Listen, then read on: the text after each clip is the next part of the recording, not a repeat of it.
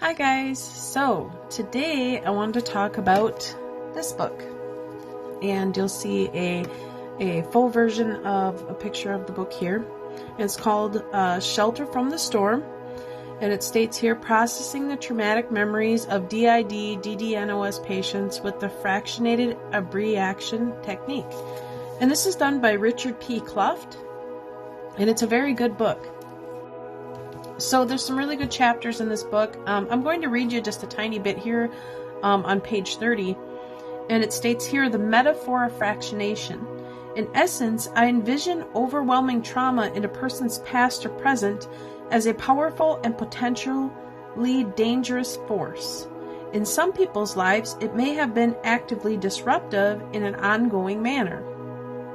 For others, it may be triggered and reactivated in a way that is potentially destructive either in the course of their lives, including re-traumatizations, or within their psychotherapies.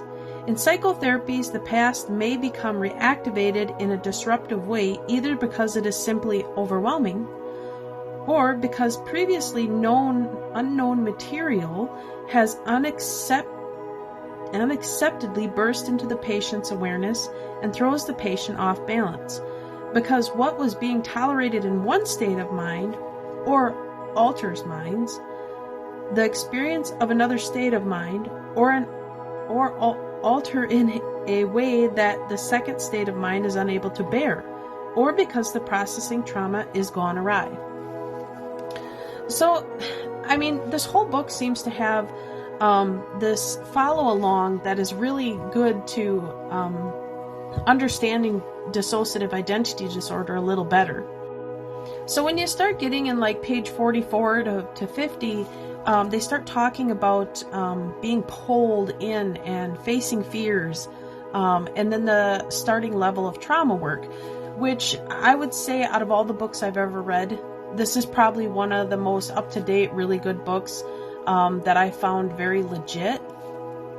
The only thing that I don't relate to is like hypnosis or anything like that, but it does give extensive detail on EMDR, and also how to find ways of putting your alters to rest a bit, so that way the body can rest and you can rest. What I also found very interesting in this book is on pages 55 to 57, they talk about tactics on how to stay out of hospital inpatient stays, which was a huge thing for me when I had read this book a few years ago, because I had been through inpatient stay, and it was very traumatic and it was very overwhelming, and they had no idea how to deal with my disorder. It wasn't until after I had gotten out of the inpatient stay that healing began. So on pages 58 to 63, they give in detail the history of EMDR and how it started, the history of it, and how it helped many patients with post-traumatic stress disorder. They had found that it was also used as a method to help people with dissociative identity disorder. Now, keep in mind, if you are trying to do EMDR, give it time. The first 2-3 weeks of it, even month of it, can be very difficult, and you wonder if you're doing it right, and you wonder if you're not doing it right, and then an alter doesn't understand it. So if you have somebody doing EMDR, please make sure that they specialize in dissociative identity disorder as well, or it can be very interruptive to you. I'll give an example. My EMDR experience was very difficult at first because my therapist had to come up with skills and coping techniques to deal with some of my alters, the fact that some of them were disabled alters, so they could not see or didn't want to move. So she had come up with tactics to help my alters with that issue. And one of them was alter 12, would not move, would not see. And I state this in a previous video about alter 12, where she would use these little vibrators in the hand to send my brain to go back and forth, that vibrating technique. Another thing you can use, and you should ask your therapist first, or psychologist, your mental health care professional, and that is the technique of bilateral stimulation. Now, that's kind of what EMDR is, but the cool part is they make a app that, or well, I guess it would be an app, that's free, and you can alternate music that you like that causes emotions to be switched over to 8D music. And 8D music does the same similar thing. The cool thing about that was when I had discovered it and me and my therapist started working with it, it was very helpful. There are certain songs that you and your alters that can relate to in good ways and bad ways. Anything that works in a good way and can stimulate an alter to have an emotion or to help talk is a good thing. And my therapist actually has been using this technique and sharing it with other therapists when they have their meetings to share that information to help somebody else that also can find it beneficial. So EMDR can be used in many different things. Again, I mentioned the tapping, the EFT technique, where there's this tapping back and forth on the knees. The idea is to have the brain stimulate to help you speak, to help you talk, to help you see your memories. And eventually, over time, you will be able to see those memories. It just takes a lot of time, and you got to realize you're in the here and now. So when an alter starts to show you those memories that you were amnesic to, it is crucial to make sure that you're ready, and your therapist should know when you're ready if they're, trained well enough. So here you will see a small explanation of what EMDR is and what it means. And then here you will see a light bar, which I have an image of. And then here is me stemming with the bilateral music. And then down below here you will see the tapping mechanisms that I use. These are grounding techniques that are helpful in dealing with dissociative identity disorder, because when you start to disassociate, before therapy, you have no awareness really of those amnesic states. You don't know when they're coming. You don't know how they showed up. As you give time, for me it was 3 to 5 years, when you start to learn that feeling and you know it's coming, usually for me it's like a pukey feeling. My blood pressure will go up, my body temperature will go up, and I literally kind of zone out. And it's scary and it's uncomfortable for me. For others, it can be different. Have I had quicker switches? Yes. But I still have that rush of hotness show up that is very uncomfortable. Another thing some people will notice is that I actually stutter when I'm trying to talk, when I'm starting to get a switch. And I've always had trouble with speech, so it can be difficult for me sometimes to educate, because I do stumble on words, and I apologize for that. It's something I am working on. So also in this book you will see stories, which personal experience stories dealing with dissociative identity disorder. One particular story that I found best was Alice's story from page 69 to 76. She talks about the ups and downs of DID, how things and flashbacks can be difficult to deal with, and so on. Another chapter in this book was pages 76 to 86, where they talk about integrating alters or gaining partial awareness with alters. And Kluft gives very huge detail on how to do that, and resources and things like that. Some of them are outdated, so some of them you just kind of gotta let wander past, because there are new techniques to help with a lot of that. I'm not a real big fan of hypnosis, and he does talk about this in this book, but you can ignore them pieces of the book because you got to keep in mind it is an older book. Another thing I enjoyed was Maya's story in this book. She talks about how her eyes just automatically would close and she'd get in this stuck stance. Now, I call it a freeze response, or you can call it, I've hollered out to my therapist, I'm stuck. I could speak, but I could not move, I could not see. These are techniques that you created to not feel the trauma or the flashbacks or the memories. And the thing is, with those memories comes somatic symptoms. And I've talked about somatic symptoms before, where you literally feel the severe abuse happening again. I've ended up in the ER 16 times because of that. I thought there was something wrong with me, and it was not. It was a somatic symptom where my mind recreated that feeling down there or wherever the abuse was taking place. And through therapy, and again, I'm going to state, it's not close to 9 years now that I've had intense therapy working with this disorder, and I've dealt with it for over 20 some years. So it's not a fun disorder. It's very painful and very hard to deal with. So then when you get into the middle of the book, which is pages 140 to 152, excuse me, that's another thing I have. I always have a nervous reaction I ignore. Anyway, on pages 140 to 152, they talk, he gives detail on diminishing the smells, the bad tasks, the whispers in your ear, the voices, and he talks about how to work on that stuff. He also talks a little bit about religious abuse. So this was a very interesting chapter in this book. The other thing I really enjoyed about this book is he kind of gives his own personal detail as a therapist on how painful it is to be a therapist, to deal with this disorder, and how each patient has to have their own personal care when dealing with such a technical disorder. I want to say very technical and very painful disorder. And how some alters will fight the treatment that are being given, because some alters feel that a therapist is a threat. And the thing is, I noticed with my therapist is she will tell a specific alter, you don't have to trust me. You don't have to worry about me hurting you. And then she'll ask that question, have I ever hurt you? You know, and those are crucial questions, because an alter is always going to have an issue with trust. The other thing I really enjoyed about this book is he even has a section from 161 to 173 talking about the self-harm issues. Now, me personally, I've dealt with that. I have many scars from that issue. I have an alter that has done that to me. And it is important to educate on that. And Clough does a very detailed job talking about how to work with that. So that was also a very enjoyable chapter.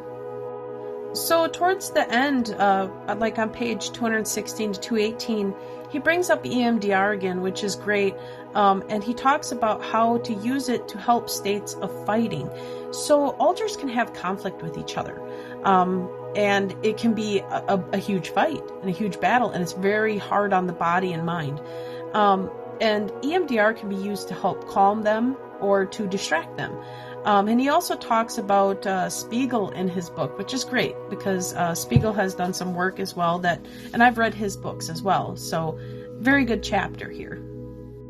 So another thing I found that was very useful in this book is he has a chapter here where he talks about making safe places for alters. I want to give a little detail in my own opinion on that. When I had built this home, I wanted to have a room for my littles.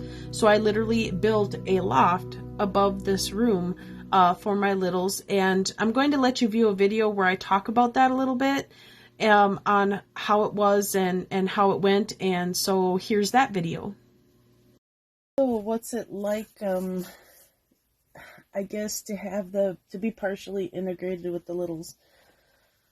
First you gotta know what a little is. A little is actually a child alter that is a child. So, you know, a lot of these toys I remember playing with as a child.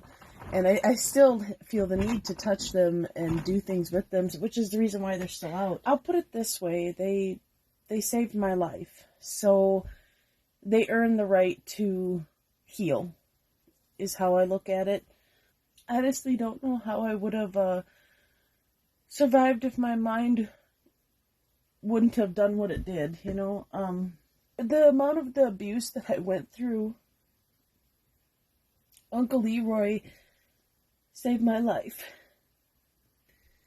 He'd come every fall, my Uncle Leroy, and he'd bring me something. When I was little, I remember he was a drinker, and so, you know, it was part of the family curse, I call it, you know. Everybody had an issue with drugs or drinking or something. But he was a happy drunk. And every fall when he'd come for hunting season, he'd bring me a root beer, a can of root beer, and a candy cigarette. Hence the reason why it's so hard to quit smoking. And there was one time he brought me this flip doll, And I looked her up, and I found out she was a German flip doll called Lily, which is based off Little Red Riding Hood. But my childhood was very difficult in the amount of things I went through, but these things are a piece of my childhood, which hence the reason why they're 1980s toys, most of the percent of them, But this was my life, this was a piece of my life that I had to heal. And I didn't want to stay stuck. I didn't want to be stuck fighting amnesic barriers and dealing with the little's upset and, even things like having to wear an adult diaper to bed was a nightmare. I wanted to get past that. I wanted to heal from that. And this is my journey for that. What's it like to be a part of them? I don't know. To be a part of them is, it's like having a piece of my life back. There's moments where I don't want to do things because I can feel a little, or there's times I want to do things because I can feel a little. It's like they're a piece of me now. I think that as time goes on, it'll get better and better. My therapist taught me such great grounding techniques with my sight, smells, sounds, and touch, which is the senses that littles seem to heal with. That hasn't gone away. Helen Ross's reparenting role is pretty set on that, and I think it has brought my healing along very, very well. So, yes, I built the house. Basically, I did the blueprints for it, and I like to draw and I like to work. So even though I am disabled, I still can work and I still enjoy doing things constantly. I'm constantly busy. So I hope you found that a little bit useful to you. When you get towards the end of this book, the pages here 240 to 242, they talk about stopping the trance when you start to leave, and what they're talking about here is when you start to feel that flighty feeling. For me, it's a nauseous feeling as well, where you know that you're going to start leaving. If your therapist is specialized in DID, she will know grounding techniques that will be useful to you.